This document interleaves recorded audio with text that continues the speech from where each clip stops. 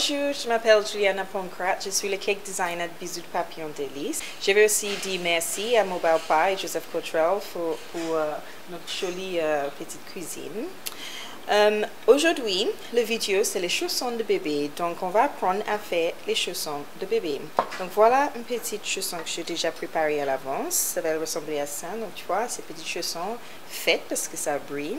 Et là, comme accessoire sur les chaussures, je mets les petites fleurs jaunes avec une perle blanche au milieu. Donc on va apprendre à faire ça de A à Z, ok? Pour arriver à faire les chaussons, voilà une paire de chaussons que j'ai étudié, si vous voulez. Et j'ai découpé, chaque fois je voyais les marques de couture.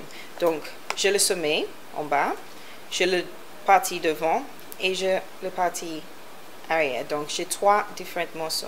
Et avec ça, sur le papier cuisson, j'ai tracé, une fois que j'ai mes traces, j'ai mis sur un papier un petit peu plus rigide, donc un petit peu style carton.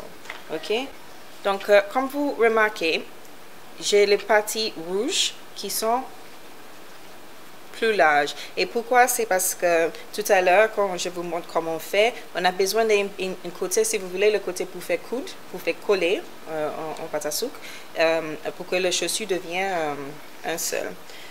Et ce qui est bien aussi, c'est qu'après que tu as fait un seul, on n'a pas besoin de redécouper à droite et à gauche.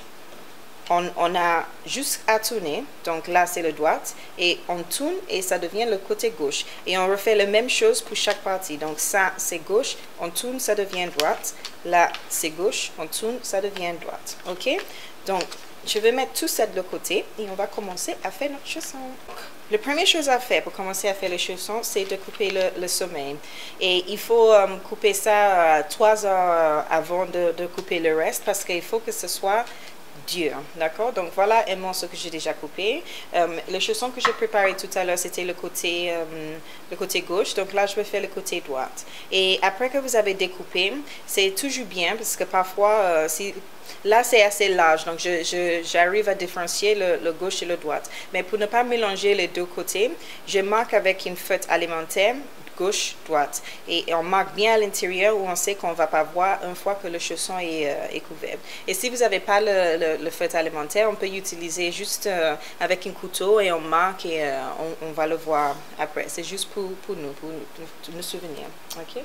Donc je vais mettre ça sur le côté. Et comme vous avez vu, mon chausson elle est rose. Donc voilà un petit peu de gum paste, pas pâte à sucre, gum paste, que j'ai préparé en avance, j'ai déjà coloré en rose. Et pour faire ça, j'ai utilisé Americolor Electric Pink et j'ai mélangé un petit peu de rose normal. Donc c'est la marque Americolor. N'oublie pas, on a la liste de matériel, il y a tout. Tu vas trouver le patron déjà dans la liste de matériel et toutes les ingrédients qu'on a utilisés pour le coup d'aujourd'hui. Ok. Bon, je travaille le gum paste. C'est juste pour les gens qui ne savent pas c'est quoi gum paste. En fait, c'est une pâte spéciale pour faire les fleurs, pour faire les objets de décoration sur les gâteaux, où on a besoin que ce soit, ça sèche plus vite, c'est plus rigide et c'est plus facile à travailler. Ok? Donc, pour le travailler, c'est comme la pâte à sucre. Donc, on plie et on pousse. Ok? Et on sent que c'est bien travaillé. Une fois qu'on tire et ça ne casse pas, ça devient élastique. Ok? Donc là, je sais que mon gum paste est prêt. Je vais ajouter encore un petit peu de maïzena.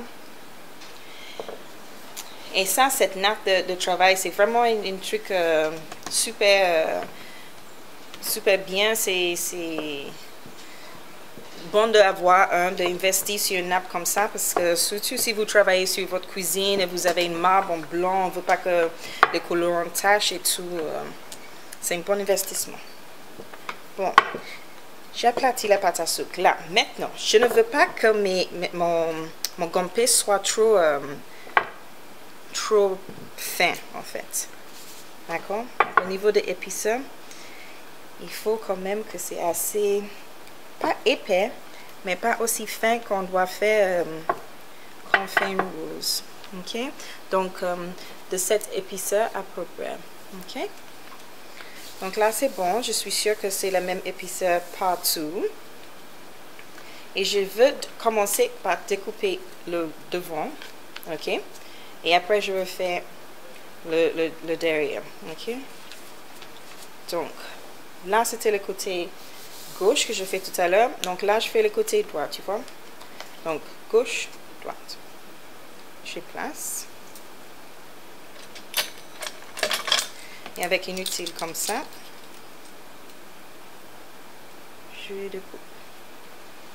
Si vous n'avez pas un comme ça, on peut le faire aussi avec un couteau. Mais faites très attention si vous travaillez sur la nappe avec votre couteau pour ne pas l'abîmer.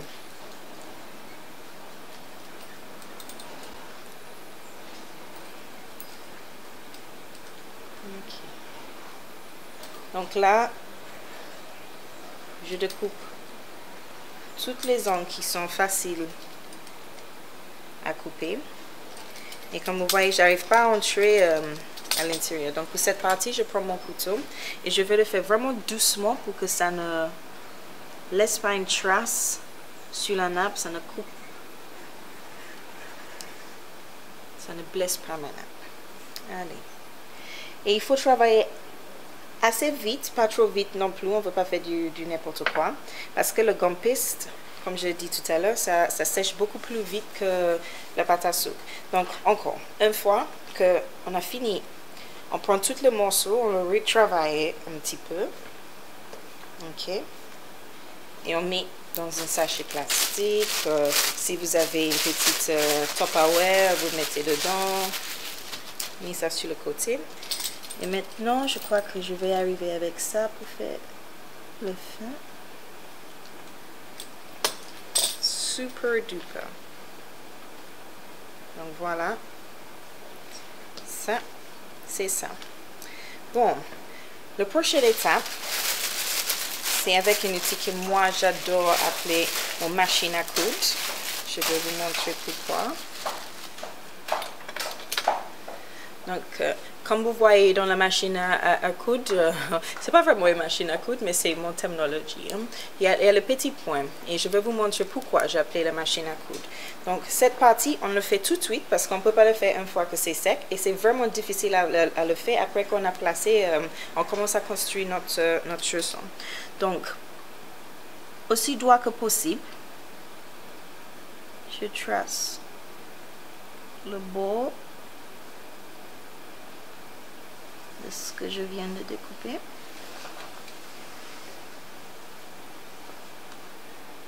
Et on respire. Il ne faut pas appuyer fort. C'est vraiment doucement.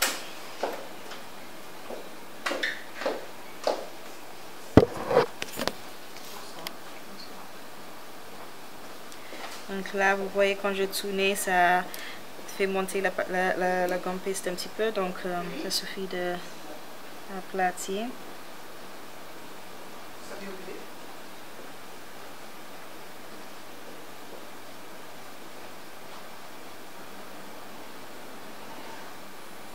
Et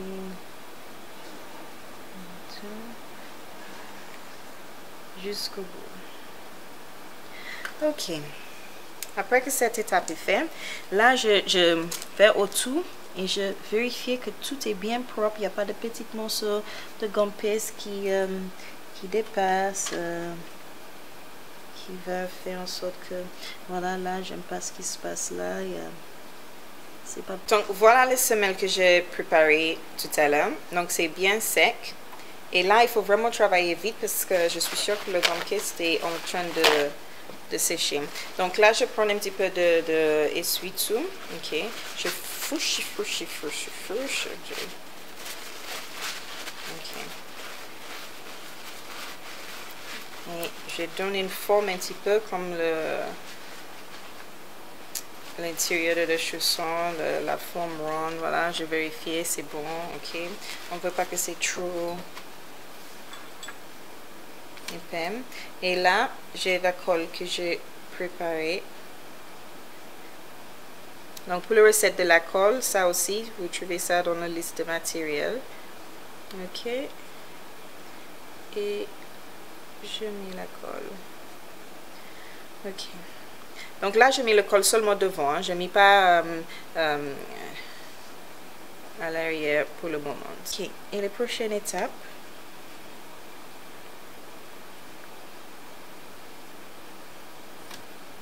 On va commencer à coller. Et là, soit vraiment prendre le temps d'être gentil avec. Ok, donc là je vois qu'il y a un côté qui est plus lent et l'autre. Donc je doucement, je repositionne un petit peu et là je suis satisfaite et je recolle. Ok, et là je vais faire entrer. Ok,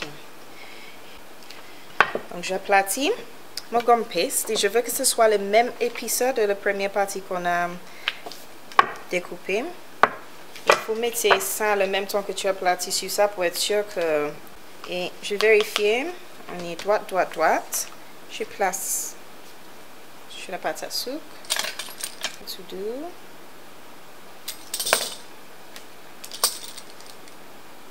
Off we go.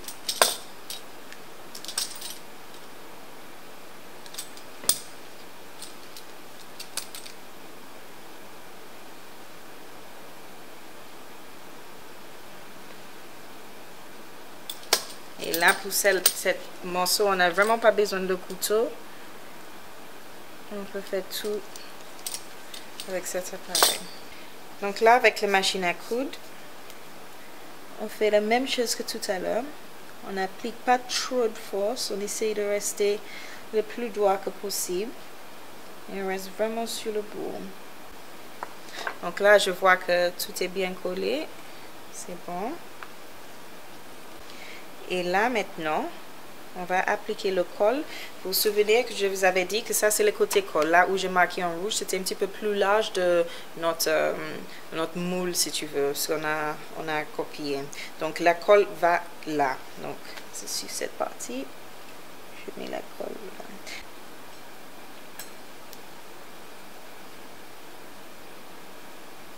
Et off we go. Vous voyez, ça n'arrive pas. Mais parce qu'on sait que ça rétrécit, on tire. Ok? Mais on tire doucement.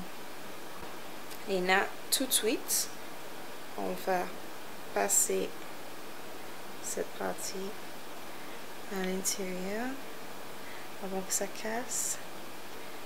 Et de là, voilà. Et je prends la colle. Je colle. Mets un petit peu de colle sur le bout là. Et tac. On va laisser ça sécher. 4 heures c'est bon, ok, mais si on peut laisser sécher pour un jour, c'est encore mieux pour être sûr que c'est bien sec avant de faire quoi que ce soit dessus. Si c'est urgent, là on attend de moins 4 heures pour ajouter, si on veut mettre juste un bouton juste là ou un nœud, comme vous voulez. Il y a une fois que j'avais fait, j'ai collé plein de petites fleurs partout. Donc l'imagination c'est vraiment à vous de créer votre chausson, mais c'est ça la base. Et aussi ce que je voulais vous dire aussi, là on a le petit côté plié et le scratch ça passe dessus. Et ce qu'on peut faire aussi, c'est de couper en ronde comme ça, vous voyez. Donc ça enlève toute cette partie. Ok, donc on n'a plus ça et on a quand même cette partie qui ferme, donc ça change le style de la chaussure. Et pour tenir encore, c'est avec le essuie-tout, on scruff et on plie, on met là pour tenir le chausson en forme. Ok, et une fois que c'est sec, on va enlever. Donc moi je vais laisser ça pour sécher et on va faire autre chose pendant que c'est en train de sécher. Ok.